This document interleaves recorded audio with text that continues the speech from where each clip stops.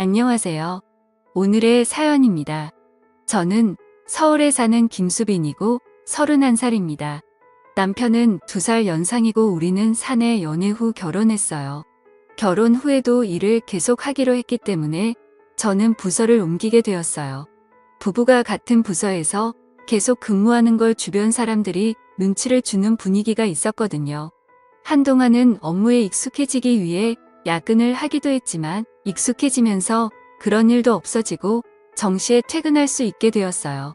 남편은 원래 야근이 매일 있어서 저는 먼저 퇴근해 요리하거나 청소를 하는 등 집안일을 했어요. 원래 전 요리를 잘했는데 그건 다 엄마 덕분이에요. 엄마는 요리를 잘해서 동네에서 유명했어요. 동네 친구들을 초대해 식사 자리를 자주 가지셨거든요.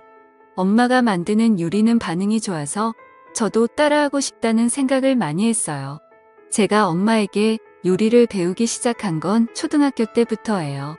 쉬운 계란 요리부터 시작해서 다양한 요리를 차츰차츰 익혀 나갔어요. 그래도 엄마를 따라갈 수 없을 정도로 엄마의 요리에 대한 열정은 대단해요. 그런 엄마가 얼마 전 쓰러지셨어요. 말기암으로 시한부 판정을 받으셨거든요. 사실 아빠도 1년 전에 돌아가셨는데 엄마가 많이 외로웠을 것 같아요. 저는 당황하면서도 엄마를 위해 무엇을 할 수 있을까 고민해 봤어요.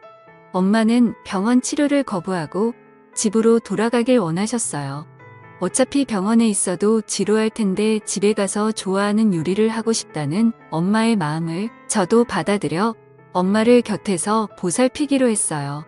그리고 한동안은 직장도 휴가를 내기로 했어요. 남편도 이해해줬고요. 반년 동안 저는 엄마의 요리 레시피도 노트에 받아 적고 엄마를 곁에서 보살폈어요.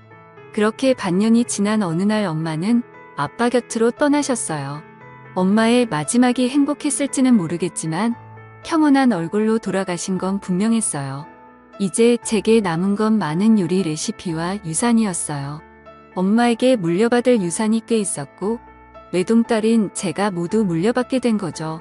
남편에게 물려받을 유산에 관해 이야기했는데 금이나 값 비싼 액세서리는 은행 대여금고에 보관하는 게 안전하지 않겠냐고 하더라고요. 저는 남편의 조언에 따라 대여금고를 빌리기로 했어요. 그리고 대여금고 열쇠는 집에 있는 금고에 넣어 보관하기로 했고요. 그 사실을 아는 사람은 남편과 저뿐이어야 했어요. 그런데 남편이 실수로 시어머니에게 말했던 거예요. 유산 전부를 이야기한 건 아니지만 시어머니는 상당한 금액이 제 손에 있다는 걸 알게 된 것이죠. 원래 전 시어머니와 사이가 좋지 않았어요. 그런데 요즘은 시어머니가 집에 자주 오시더라고요. 또 약속을 잡아 커피 한 잔 하자고 하기도 하고요. 이런 것들이 제 유산을 노린 것인지는 모르겠지만 시어머니의 행동은 분명 이상하다는 생각이 들었어요. 참고로 시댁은 시아버지와 도련님이 한 명 있어요. 시아버지는 과묵한 분이라 여러 번 마주치긴 했지만 대화할 기회는 별로 없었어요. 도련님도 별로 안 친하고요.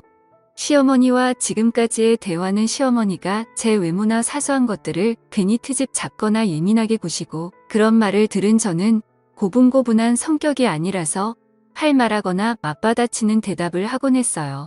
시어머니를 말로 이기려 들면 이야기가 길어질 수 있다는 걸 알지만 할 말은 해야 하는 성격이거든요. 그런데 엄마가 돌아가시고 나서 시어머니가 조금 달라졌어요. 저보고 자기를 진짜 엄마라고 생각해도 된다고 말하고 그동안 쌓인 것 있으면 풀라면서 미안하다고 하시는 거예요. 솔직히 별로 내키지 않았지만 차마 입을 놀릴 순 없었고 그저 애교 섞인 미소를 지으며 감사합니다 라고 답하는 것 외엔 할 말이 없었어요. 그러던 어느 날입니다. 남편이 출장을 가게 되었어요. 1년에 몇 번 없는 남편의 출장이라 저는 처녀 시절로 돌아간 기분으로 퇴근 후 동료들과 술을 마실 계획을 세우고 있었어요. 그런데 남편이 제가 하는 이야기를 들었더라고요. 나 출장 가면 나가서 밥 먹으려고, 그러려고 동료랑 술이라도 한잔할까 싶어. 괜찮지? 남편은 제게 괜찮다고 했고 집에만 잘 들어오라고 하더라고요. 남편과 이런 대화를 나누고 있었는데 우리 대화를 몰래 엿듣고 있던 사람이 있었어요. 사실 집에는 도청 장치가 설치되어 있었다는 걸 나중에 알게 되었거든요. 남편이 출장을 가는 날 남편을 배웅해주고 저도 회사로 출근을 했어요. 하지만 설마 밤에 섬뜩한 일을 겪게 될 줄이야. 그날 제 업무는 깔끔하게 마무리 지었고 정시에 퇴근하고 오랜만에 여자들끼리 술자리를 가졌어요. 동료들과 술 한잔 하자고 했을 때 여자들끼리 모이자고 제안한 건 상사였어요. 그 상사는 언니 같은 느낌의 믿음직스럽고 멋진 분이죠. 그래서 여자들끼리 모임을 하게 되었고 분위기 좋은 곳으로 예약도 했어요. 우리는 즐거운 시간을 보냈고 3시간 정도가 흘러 내일 업무에 지장을 줄 것 같아 해산하기로 했어요. 기분 좋게 집에 가서 행복한 기분으로 잠을 자고 싶었지만 그럴 수 없었어요. 취기가 오른 채로 집에 도착하니 현관문이 열려 있었거든요. 어라? 왜 열려 있지? 저는 불안한 마음에 현관에 놓여있는 남편의 골프채를 하나 꺼내 손에 쥐었어요. 그리고 방들을 둘러보았어요. 거실, 부엌, 작은 방, 안방, 그리고 마지막으로 제 서재로 향했어요. 서재에는 제 금고가 있었어요. 설마 하는 마음으로 서재를 향했는데 안에서 한 남자가 뛰쳐나왔어요. 제가 비명을 지르자 그 남자는 금고를 뜬 채로 순식간에 현관문으로 도망가더라고요. 놀래서 손에 들고 있던 골프채를 휘둘러 봤지만 허공에다가 휘두를 뿐 맞진 않았어요. 그렇지만 다행히 저는 범인의 얼굴을 본 것 같았어요. 모자와 마스크로 얼굴을 가렸지만 눈이 인상 깊었거든요. 아니, 누군가를 닮았다고 해야 할까요? 범인이 도망쳐서 혼자 고민하다가 일단 누군가의 도움을 받아야겠다는 생각에 시어머니를 부르기로 했어요. 오늘 아침 남편이 무슨 일이 생기면 시어머니에게 도움을 받아라고 말했던 게 떠올랐거든요. 시어머니에게 전화를 걸었더니 도대체 뭐가 들어있는 거지? 이런 생각이 들 정도로 큰 가방이었어요. 저는 20분 동안 어느 정도 범인의 정체를 파악하고서는 경찰서에 갈 준비를 했어요. 시어머니는 우리 집에 도착하자마자 범인의 얼굴을 봤냐고 묻더라고요. 우선 저부터 걱정해줘야 하는 게 맞지 않나요? 그런 생각이 들었지만 일단 질문에 대한 대답으로 보였다고 했어요. 그리고 지금 당장 경찰서에 가려고 한다고 말했고 시어머니에게 함께 가자고 했어요. 근데 갑자기 시어머니는 들고 있던 커다란 가방에서 사시미를 꺼내 들었어요. 봤다면 어쩔 수 없지. 너가 입을 열지 않겠다고 할 때까지 이 집에서 못 나가. 시어머니는 소리를 지르며 제게 말했어요. 이럴 때 왜 아까 그 골프 채가 손에 없는 거야? 놀란 마음으로 공포에 휩싸였을 때 시어머니가 조금씩 가까이 다가왔어요. 저는 급히 그 자리에 있던 쿠션을 시어머니에게 던졌어요. 그러자 긴장하고 있던 시어머니가 손에서 땀이 났는지 실수하고 말았어요. 땀 때문에 쥐고 있던 사시미를 떨어뜨린 거죠. 그리고 시어머니의 오른쪽 발등에 꽂혀버렸어요. 시어머니는 발을 부여잡고 비명을 지르는데 비명을 지르는 시어머니 때문에 어쩔 수 없이 119를 불렀어요.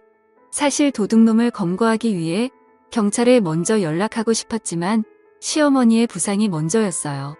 병원으로 실려간 시어머니는 자기가 다친 게 제 탓이라고 하더라고요. 인연이 그랬어요. 도둑이 들었다고 해서 달려왔는데 날 범인인 줄 알았는지 사시미를 휘두르더라고요. 정말 무서웠어요. 시어머니는 울먹이면서 애원까지 하며 필사적으로 호소했어요. 저는 너무 억울해 절대 그런 일 없었다고 말했고 본인이 휘두르다가 떨어뜨려 다친 거라고 해명했어요. 경찰은 제 말에 귀를 기울여 주긴 했지만 그래도 제 말보단 시어머니의 말이 더 신뢰가 갔는지 저를 의심하더라고요. 이 오해를 어떻게 풀어야 할까? 저는 번뜩이는 생각이 떠올라 경찰관에게 부탁해 함께 병원에서 집으로 귀가했습니다. 그리고 경찰이 집에 돌아와서 집안을 살폈어요. 그러면서 도둑이 들었던 사실도 이야기할 수 있었어요. 저는 범인이 누구였는지 경찰에게 말했어요. 그건 바로 도련님이었어요. 눈매가 워낙 특이해 확신할 수 있었거든요. 경찰은 제 증언과 집에서 확인한 물건들을 토대로 수사를 진행했고 곧바로 도련님이 잡혔어요. 알고 보니 집에서 금고를 해체하는 작업을 하고 있었던 거죠. 이유는 금고 안에 내용물을 손에 넣으려고 했던 거였고요. 도련님은 금고에 열쇠는 없고 노트만 들어있었다며 열받아서 노트를 다 찢어버렸다고 했어요. 그 내용물이야말로 제가 가장 소중히 간직하고 싶은 물건이었는데 말이죠.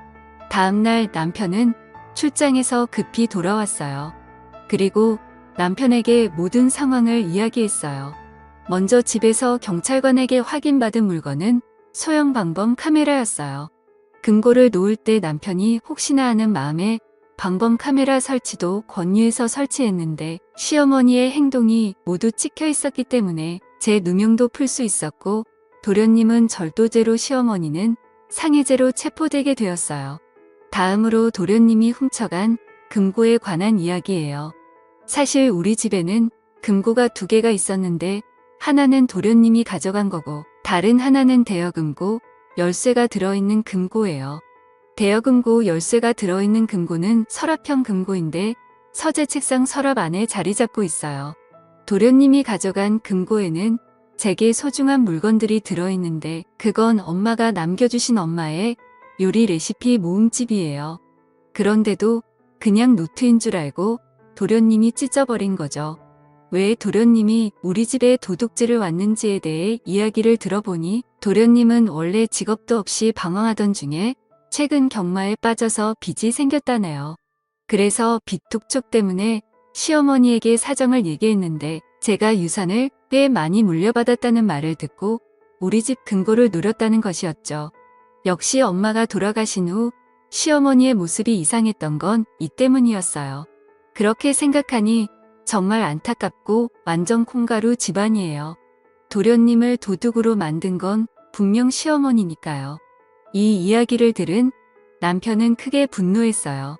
그리고 이 사실을 알게 된 시아버지도 역시 분노했고 시아버지는 곧바로 시어머니와 이혼 절차에 들어갔다고 해요. 그리고 시간이 흘러 쉽지 않았지만 시어머니와 시아버지는 어떻게든 이혼이 됐다고 하네요.